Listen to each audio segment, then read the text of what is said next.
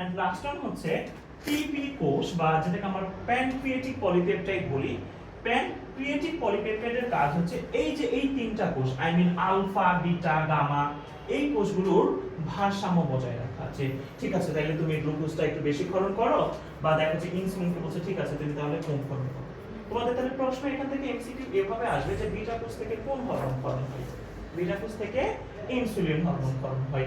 Glucagon থেকে কি ক্ষরণ হয়?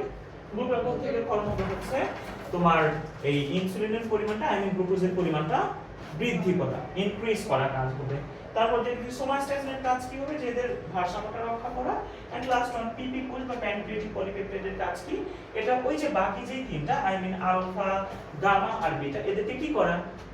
এদেরকে যে ফোর্স করা, ঠিক আছে তাই তুই এখন গ্লুকাগনটা পরিমাণটা এখন মানে গ্লুকোজের পরিমাণটা কমিয়ে দে, বা তুমি ইনসুলিনকে বললে যে গ্লুকোজের পরিমাণটা বৃদ্ধি কর। হ্যাঁ, নির্দেশনা করো। সো ও ওদেরকে অ্যাডভাইস করে। Clear about that? এখন প্রশ্ন হচ্ছে যে এই ইনসুলিনের উপর বেস করে, মানে এই যে আমরা পাইলাম না আইলেটস অফ ল্যাঙ্গারহ্যান্স, বা এটা তো একটা অন্তঃক্ষরা গ্রন্থি, এটা কি গ্রন্থি?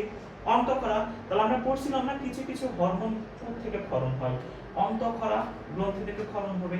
তাহলে অন্তঃক্ষরা গ্রন্থি, তাহলে এখানে আইলেটস অফ ল্যাঙ্গারহ্যান্স, এখানে চারটা কোষ থাকবে। দ্য ফার্স্ট ওয়ান হচ্ছে glucose, I mean alpha beta gamma, আর হচ্ছে পিপি কোষ। পিপি ফুল ফর্ম হচ্ছে pancreatic polypeptide. Clear about that? বুঝতে পারছো? এখন ডায়াবেটিসের কথাটা আমরা বলি। আমাদের দেহে যখন ডায়াবেটিস হচ্ছে, এই ইনসুলিনের একটা বড় ইমপ্যাক্ট আছে এখানে। যখন আমাদের দেহে পর্যাপ্ত পরিমাণ ইনসুলিন প্রডিউস হবে, সেটা কে করবে? আই মিন সরি, মানে গ্লুকোজ যখন প্রডিউস হবে কে করবে? গ্লুকাগন করবে। তো এখন তোমার দেহে যতটুকু দরকার তার অতিরিক্ত যখন যেটা হচ্ছে, সেটা তোমার দেহে গ্লাইকোজেন হিসেবে সঞ্চিত থাকে, তোমরা জানো সেটা, আমি পড়িয়েছি। তাহলে গ্লাইকোজেনটা যখন দেহের অতিরিক্ত গ্লুকোজ গ্লাইকোজেনে কনভার্ট হচ্ছে, সেটা কোথায় থাকছে? কার মধ্যে? দেহের কোন অংশে জমা হচ্ছে? কোথায় গ্লাইকোজেন জমা থাকে? আমি পড়াইছি, যকৃতে জমা থাকে।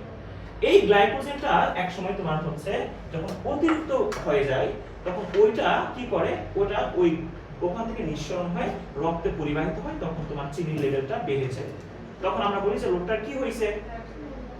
এখন ওই ইনসুলিনের কাজ হচ্ছে এর মাত্রাটাকে কমানো, কমাইতে কমাইতে যখন আরো নিচে কমে নেয়, সেটাও কি ডায়াবেটিস। Clear about that? তাহলে ইনসুলিনের কাজ হচ্ছে গ্লুকোজের পরিমাণ রিডিউস করা, হ্রাস করা, আর তোমার হচ্ছে গ্লুকাগনের পরিমাণ হচ্ছে যে ইনসুলিনের পরিমাণ বা গ্লুকোজের পরিমাণ বৃদ্ধি করা। এই হচ্ছে প্যানক্রিয়াস বা অগ্নাশয়ের মেইন ভূমিকা। তাহলে যদি আমি প্রথম থেকে আমি একটু নিয়ে আসি, তাহলে দেখো এক্স্যাক্টলি এই চিত্রটাতে দেখো, আমি এই চিত্রটাতে তোমাদের দেখাইছি যে প্যানক্রিয়াসটার অবস্থান আগে আমি বলছি। এক্স্যাক্টলি এটাতে একটা ডিউটেনা, তাই না? যে পাকস্থলী শেষ এবং কি শুরু? পাকস্থলী শেষ এবং উদ্যানের শুরু, এই অংশটা, আই মিন এটাকে নাম হচ্ছে পাইরুলাস স্ফিনক্টার, ঠিক এই জায়গায়। আর ডিউটেনামের আকৃতি হচ্ছে ইউ আকৃতির। কেমন আকৃতি? ইউ আকৃতির। ডিউটেনামের অবস্থানটা হচ্ছে, আই মিন সরি, অগ্নাশয় অবস্থান হচ্ছে ডিউটেনামের ঠিক এই যে অর্ধবৃত্তাকার অংশের দিকে অবস্থিত। Clear about that?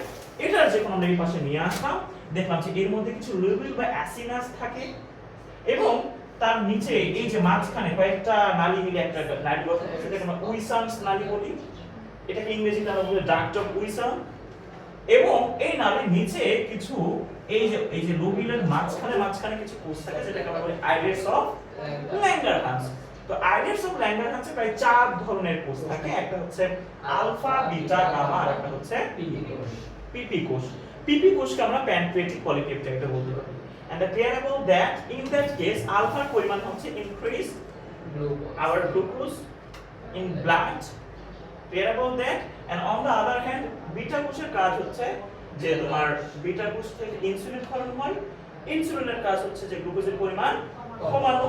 and same thing somatostatin and pancreatic polypeptide কাজ হচ্ছে যে এদেরকে ভারসাম্যটা বজায় রাখতে, এদেরকে অ্যাডভাইস করা, ঠিক আছে ইনসুলিন তাইলে তুমি এখন গ্লুকোজ সংশ্লেষণ করো বা এই করে সেই করো। Clear about that?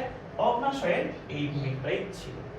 ঠিক আছে, আমরা অগ্নাশয়ের অন্য ভূমিকাগুলো বা এরা কিভাবে খাদ্য পরিপাকে ইমপ্যাক্ট করে সেটা আমরা আগামী ক্লাসে জানবো।